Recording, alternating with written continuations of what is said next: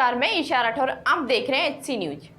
आगामी सावन मास में कांवड़ यात्रा को लेकर हरिद्वार में उत्तर प्रदेश व हरियाणा सरकार के आला अधिकारियों के बीच में एक महत्वपूर्ण बैठक का आयोजन किया गया। देखिए हमारे संवाददाता चंचल तोमर की यह रिपोर्ट। धर्मनगरी हरिद्वार में इस बार बम बोले की जयकार के साथ ही कावड़ की धूम देखने को नहीं मिलेगी। कोरोना को देखते हुए इस बार उत्तराखंड सरकार द्वारा पड़ोसी राज्यों के साथ समन्वय कर कावड़ यात्रा को स्थगित करने का फैसला लिया है। सरकार के फैसले का सही से अनुपालन कराने के लिए हरिद्वार में महत्वपूर्ण बैठक की गई, जिसमें हरिद्वार के जिलाधिकारी सी रविशंकर, हरिद्वार के एसएसपी समेत यूपी और हरियाणा के जिलाधिकारी और एसएसपी मौजूद रहे। बैठक में सहारनपुर, मुजफ्फरनगर, बिजनौर, यमुनानगर समेत 5 जिलों के डीएम व एसएसपी मौजूद रहे। इस दौरान सभी अधिकारियों ने कावड़ में हरिद्वार में आने वाले कावड़ियों को रोकने के लिए बनाए गए प्लान और अपने सुझाव दिए और यात्रा शुरू होने के बाद आपस में समन्वय बनाए रखने व जोर दिया। इस दौरान निर्णय लिया गया कि से कावड़ियों को हरिद्वार में प्रवेश नहीं करने दिया जाएगा। यदि कोई कावड़िया ट्रेन या किसी अन्य माध्यम से हरिद्वार आएगा तो उसे 14 दिन के लिए क्वारंटाइन किया जाएगा। इतना ही नहीं, क्वारंटाइन के दौरान उस पर होने वाला खर्च भी उसी से वसूला जाएगा। कोविड-19 के दृष्टिगत राज्य सरकार ने कावड़ मेला को लेकर के जो निर्णय लिया, इसमें लोगों का जो है अन्य प्रदेशों से आवाजाही को कम्प्लीटली बंद करना है, तो उस संबंध में आज एक कोऑर्डिनेशन मीटिंग किया गया है। तो बॉर्डर डिस्ट्रिक्ट यूपी और हरियाणा का जितने भी करीब 5 डिस्ट्रिक्ट का जो है हमने आज डीएम्स और एसएसपीज को आमंत्रण दिए थे। उनका सुझावों और उनका विभिन्न जो आइडियाज़ है इस संबंध में विचार विमर्श करके एक रणनीति बनाया है, जिसमें किसी भी रूप में हम अन्य प्रदेशों से हरिद्वार को कावड़ मेला को लेकर के कोई यहाँ पहुँचने का बिल्कुल अलाउ नहीं करेंगे। तो इस संबंध में कुछ विशेष एक्शन प्लान बनाया हुआ है। इसके बावजूद भी अगर कोई एक्सट्रीम केस में आते हैं देन वो 14 डेज का क्वारंटीन का भी जो है सिचुएशन यहाँ रहेगा।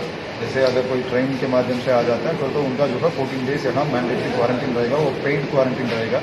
तो इसमें जो है उनका सशुल्क अगर क्वारंटीन का है 14 दिन और बॉर्डर इलाके में जो है पूरा सप्ताह करेंगे, तो हम उम्मीद करते हैं कि जो है इस बार कोरोना का दृष्टिगत जो निर्णय है कावड़ मेला को ना करने का, वो सख्ताई से पालन हो पाएगा। अगर कोई उल्लंघन करके यहाँ पहुँचेंगे तो जो है उनका 14 दिन यहाँ पे सशुल्क पे करके शुल्क जमा करके उनको जो है यहाँ क्वारंटीन रहना होगा। इस प्रकार का एक निर्णय लिया गया है। हरिद्वार में कावड़ियों पर प्रतिबंध के साथ ही कावड़ में समस्त केन, कपड़े आदि का सामान बेचना भी प्रतिबंध रहेगा। यदि कोई दुकानदार इस तरह का सामान बेचते पाया जाएगा तो उसके खिलाफ सख्त कार्रवाई अमल में लाए जाने की बात जिलाधिकारी हरिद्वार ने कही। वहीं जिलाधिकारी ने कहा कि हरिद्वार के आसपास के गाँव व कस्बों में आने वाले लोगों पर भी नज़र रखी जाएगी और उन्हें ग्राम पंचायत स्तर पर अपील की जाएगी कि किसी भी प्रकार से नियमों का उल्लंघन नहीं किया जाए। अगर यदि ऐसा किया जाता है तो इस पर कार्रवाई की जाएगी। वहीं निकटवर्ती राज्यों से आए अधिकारियों ने भी सरकार के आदेशों का पूर्णता पालन और हरिद्वार के जिला प्रशासन के साथ समन्वय और सहयोग की बात कही। मुजफ्फरनगर के एसएसपी अखिलेश यादव ने कहा कि उनका प्रयास है कि कोरोना से जनता की जान की रक्षा करना, लोगों के हरिद्वार में आने से रोकने के लिए उनसे अपील की जाएगी और उत्तर प्रदेश के सभी जिले इसी कार्य में लगे हुए हैं।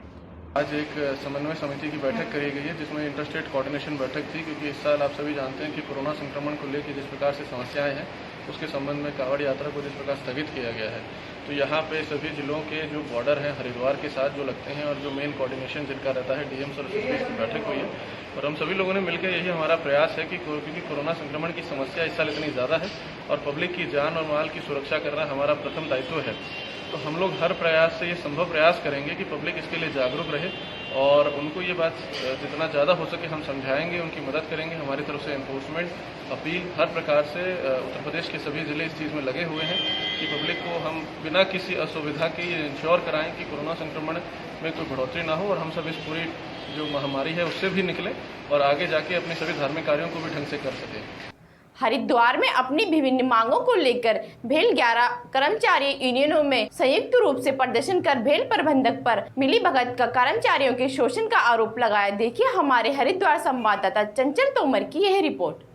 देश की नवरत्न कंपनियों में शुमार हरिद्वार की भारतीय हैवी इलेक्ट्रॉनिक लिमिटेड रानीपुर की 11 यूनियन के कर्मचारियों ने अपनी विभिन्न मांगों को लेकर भेल के मेन गेट पर संयुक्त रूप से आज विरोध प्रदर्शन किया और भेल की बीएसएस यूनियन व इंटक यूनियन व भेल प्रबंधन पर मिलीभगत का कर्मचारियों का शोषण करने का आरोप लगाया। यही नहीं, इन 11 यूनियन के कर्मचारियों ने मांगों को ना मांगे जाने पर उग्र आंदोलन की चेतावनी भी दी। भेल के मेन गेट के बाहर हाथों में तख्ती लिए हुए विभिन्न मांगों को लेकर नारेबाजी कर रहे कर्मचारियों का कहना है कि हमारी पूर्व से कई मांगे चली आ रही है। कोरोना महामारी से देश जूझ रहा है और भेल भी इससे अछूता नहीं है। हमारी जो मांगे हैं, वैसे तो बहुत समय से कई सारी मांगे चली आ रही हैं, परंतु आज भी विकट समस्या सामने ये खड़ी हो रही है कि कोरोना जैसी महामारी से इस देश को जूझना पड़ रहा है। उसमें बीएचएल भी अछूता नहीं है और बीएचएल के कर्मचारी भी अछूते नहीं हैं। इस दृष्टिगत बीएचएल के कर्मचारियों ने अपनी सैलरी और अपने विभिन्न प्रकार के भत्तों को जो अचानक से इन्होंने प्रबंधन के माध्यम से काट लिए गए हैं, उससे बड़ा हतप्रभ है।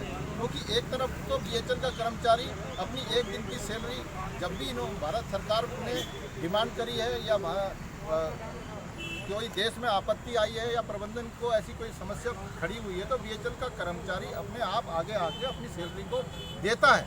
परंतु आज कर्मचारी इस बात से हतप्रभ है कि अचानक से जो उसकी सैलरी जो कि जेसीएम में तय होती है, वो गठबंधन होता है जिसे सुप्रीम कोर्ट भी चैलेंज नहीं कर सकता। अचानक से भेल प्रबंधन और बीएचएल के जो सेंट्रल लीडर हैं इंटक और एचएमएस के, मैं नाम लेना से कोई गुरेज नहीं करूंगा, संजीवा रेड्डी जो एक तरफा फैसला बीएचएल कर्मचारियों के खिलाफ कर रहे हैं, उन्हें भेल कर्मचारी कभी माफ नहीं करेगा। खबरों में अभी के लिए इतना ही। देखते रहिए SC न्यूज।